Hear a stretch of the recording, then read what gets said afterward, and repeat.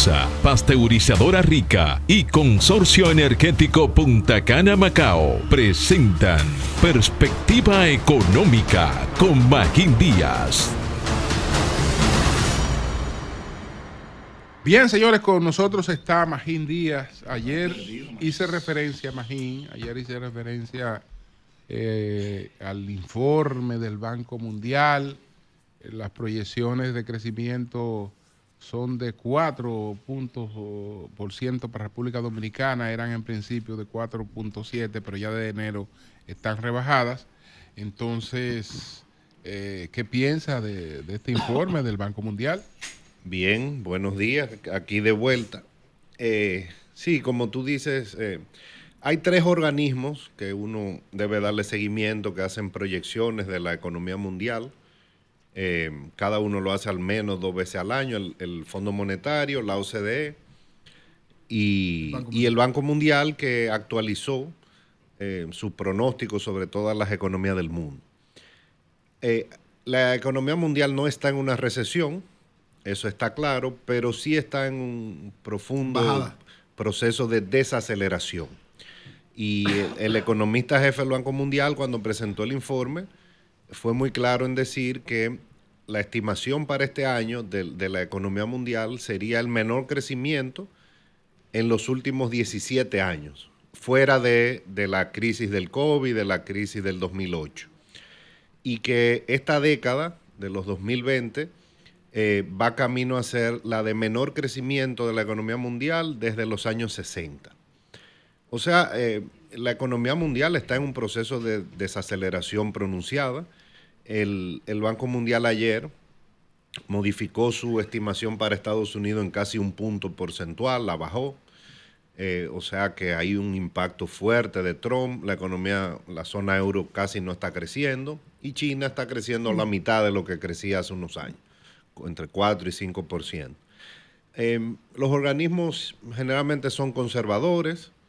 En el caso dominicano, ya todos han bajado la expectativa a 4%. Yo creo que optimista, porque los primeros 4 meses del año crecimos 2.5. Para terminar el año creciendo 4, tendríamos que los siguientes 8 meses, desde mayo, que ya pasó, crecer 5, por ahí, 5% el resto del año, y uno no ve. Ahora, ¿por qué a veces se hacen proyecciones un poquito más optimistas? Porque ante una desaceleración, el gobierno va a tener que tomar acciones y el Banco Central. El lunes me dieron un parámetro de la economía. Estaba con un empresario que es uno de los principales vendedores de aires acondicionados en la etapa de calor. Que aumenta la aumenta la demanda. Me decía, mira, esta que es una etapa tradicionalmente alta. Temporada alta. Ay, me dice, está como si fuera una Navidad. Un invierno. Bueno, lo que ya se está viendo en los datos es no una recesión aquí, pero una economía que venía creciendo 5, desde noviembre empezó a crecer 3.9, después 3, después 2, 2.5. O sea, hay un proceso de desaceleración fuerte. Tú lo ves también en los datos de los impuestos indirectos, que no están creciendo tanto, el ITEVI, los selectivos, con respecto al año pasado. Entonces, sí, ahora, si terminamos este año creciendo 2.5, 3, 3.5, no es un mal resultado. Yo lo dije en una reunión con empresarios el mes pasado y me cayeron encima. O sea, dada la coyuntura internacional. Ese sería el por ahí que vamos, 2.5, 3 más o menos. Nosotros creceríamos entonces el promedio de la región. No, porque el promedio va a ser más bajito este año. América Latina lo que espera es un crecimiento entre 1 y 1.5. Sí. O sea, nosotros siempre estamos por encima. Quería preguntarle... Pero 4 ni soñar. Al doctor... Bueno, antes de la pregunta, lo que pasa es que uno esperaría que en el segundo semestre pues el gobierno tome acciones. El banco puede bajar la tasa de interés, puede hacer liberaciones de encaje, el gobierno puede acelerar la inversión, etcétera. Puede que este dato haya cambiado porque la información que tengo aquí es a marzo de este año 2025, de lo que es el índice mensual de actividad económica, el IMAE. ¿Verdad? El IMAE, a marzo, el índice acumulado hasta ese momento de República Dominicana era 2.74. Solamente por encima del Salvador. solamente por encima de El Salvador. O sea, Panamá 6.63, Costa Rica 4.32, Honduras 4.27, Guatemala 3.83, Nicaragua 3.40 y nosotros 2.74. Sí, ahora estamos en 2.5. Abril. Bajamos un poquito más. 2.5 enero-abril, ese es el dato del IMAE. Entonces, la otra pregunta es, oh Dios, ¿a qué se debe eso? Y la otra pregunta, ¿por qué? Es gasto público de capital, inversión privada y crecimiento económico. Un artículo que escribió el señor Pedro Silverio. Yo hablaba esta mañana en mi comentario de que da vergüenza la forma como este señor está tratando de defender la baja inversión de capital de este gobierno. No quisiera conocer su opinión sobre eso. Pero tiene una pregunta primero. ¿Por qué? Bueno, porque desde el año pasado, aquí el Banco Central hizo una política restrictiva para que el tipo de cambio no se le fuera de la mano. Okay. Por eso las tasas de interés permanecieron relativamente altas. Recuérdate que las tasas de interés siguen altas en Estados Unidos. Exacto. Entonces había presiones cambiarias. Si tú sumas una política restrictiva con un gobierno que invierte relativamente poco, entonces, drenando la economía. Claro, entonces eso contribuyó a la desaceleración. Por eso en noviembre el Banco Central hizo una liberación de encaje dirigida al sector construcción, pero no tuvo mucho efecto en bajar las tasas de interés. Entonces, si tú sumas ese factor interno con una economía de Estados Unidos desacelerándose, Europa también, los factores externos contribuyen y eso da como resultado que la economía esté creciendo mucho menos que antes. Lo de la baja inversión. El artículo de Pedro Silverio. Mira, como ustedes dijeron ahorita, Pedro es uno de los... gran economista. Sí, pero no está diciendo que le diga nada. Pero no me dejan hablar. Adelante. Sí. No, el coordinador ya está... Él es un gran economista. Claro. Ahora a veces uno tiene... pero la pregunta es que si puede llegar un economista al absurdo de justificar un bajo nivel de inversión pública. Mira, que si puede llegar a ese absurdo. No, pero me está condicionando la pregunta. Es una pregunta objetiva. La pregunta objetiva. Vamos al invitado. Ya hablando de un profesor. Vamos a quitarle al azul, que si no le da vergüenza.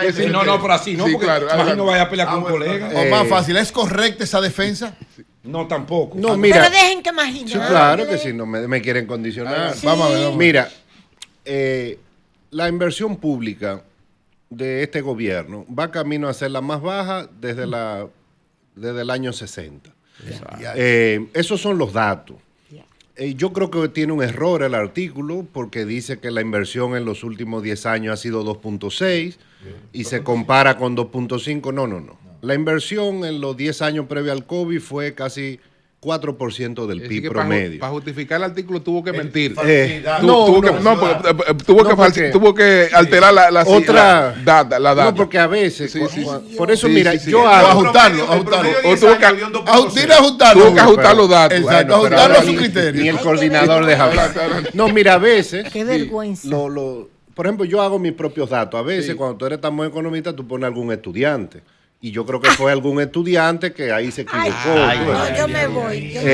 Magín no lo ayuda. No, porque Pedro es muy buen. Llamó la atención eso porque Pedro es muy buen economista. Muy bueno, pero es muy buen economista. Todos los favores se hacen. Bueno, pero no, pero déjeme hablar. Ahora, todos los favores no ahora tú puedes bajar el promedio si tú dentro de los 10 años incluye los 4 o 5 de Abinader, pero eso es una manipulación.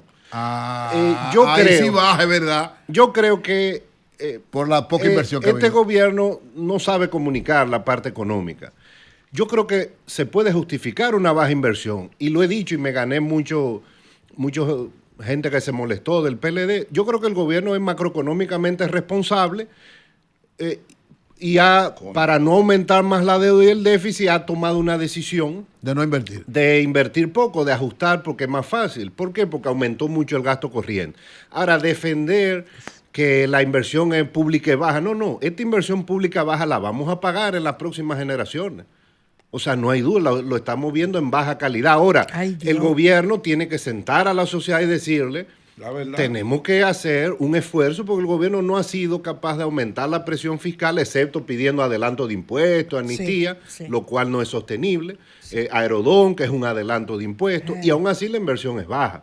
Ahora, claramente, o sea, yo creo que es insostenible este nivel de inversión. Tengo años diciéndolo, pero tratando de ayudar al gobierno, porque la forma de solucionar eso es aumentando la presión fiscal. Ahora, el gobierno no ha sido capaz de aumentar la presión fiscal de manera estructural, sostenida, que le permita tener holgura para invertir un poco más.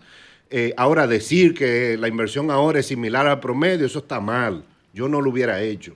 Y hasta me molesta un poco, porque Pedro es un gran economista. O sea, si le pidieron que escriba un artículo, yo creo que hay forma de defender. Espérate. O sea, ¿tú crees que a él le pidieron que hiciera eso? Pero eso está claro. O sea, no nació de él.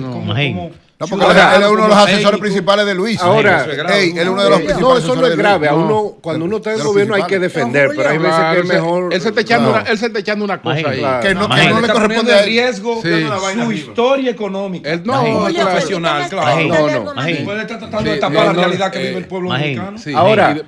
Ahora queremos más inversión pública. Habría que pagar más impuestos. Hace alrededor de un mes que le dije que yo estoy convencido de que el gobierno debe liberar unos recursos para el encaje. Usted lo recuerda, ¿verdad? Para dinamizar. Ve los temas estructurales que usted señaló del tema de la construcción. Y creo también que el gobierno debe abocarse a bajar un poquito la tasa para promover la tasa de interés. Hay posibilidad, aparte de eso, Magín, de enviar al Congreso una reestructuración del presupuesto para mandar ese dinero a inversión pública. ¿Y de dónde van a sacar el dinero de la inversión? Vamos a ver. Eso se hace en octubre. Tú tienes que saber de dónde va a sacar. Eso se hace en octubre cada año, Magín lo sabe. Eso se hace en octubre siempre. Mira, o sea, en economía, yo lo he dicho mucho aquí, no hay soluciones, hay dilemas. Recuérdate que las tasas de interés en Estados Unidos se esperaba que bajaran hace 6 meses, no han bajado ni van a bajar hasta septiembre. Si el Banco Central decide bajar las tasas de interés, el tipo de cambio va a subir. Entonces el gobierno va a tener que aceptar una depreciación mayor. Entonces, el Banco Central no tiene mucha holgura para bajar la tasa de interés mientras las tasas de interés estén altas ya. Puede hacerlo. Ahora eso va a crear presiones cambiarias, pero tal vez haya un poco más de crecimiento. Eso toma tiempo.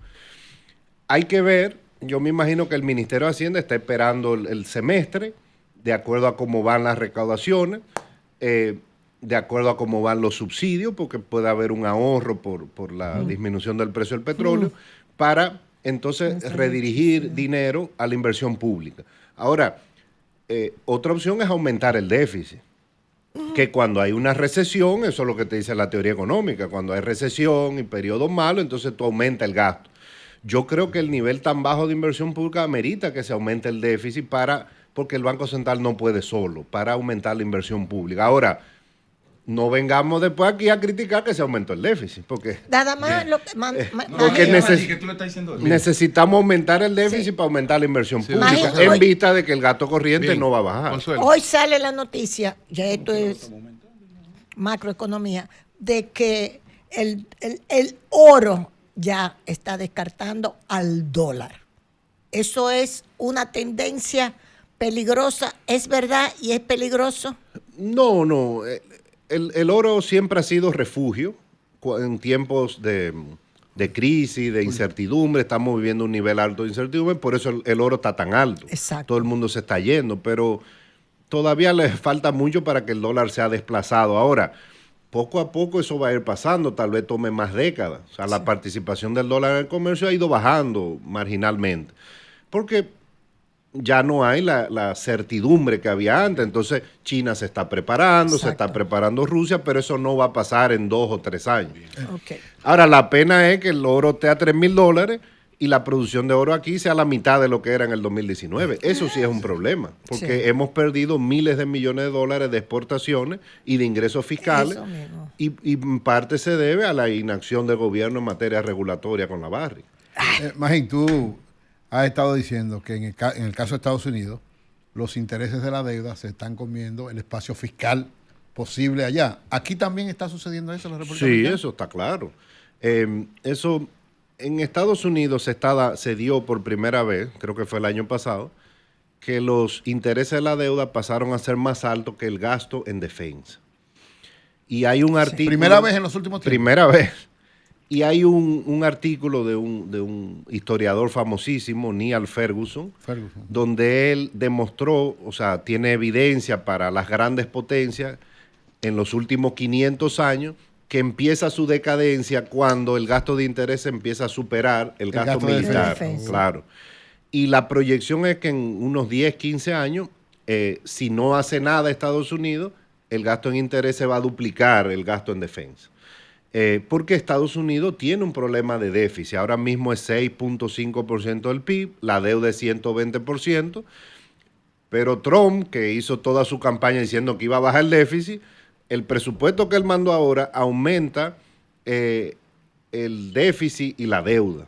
Las dos cosas. Las dos cosas, obviamente, van de la mano, pero no hay un ajuste fiscal. Entonces, ese déficit se va a mantener alto y la deuda de 120 pasaría a 140% del PIB.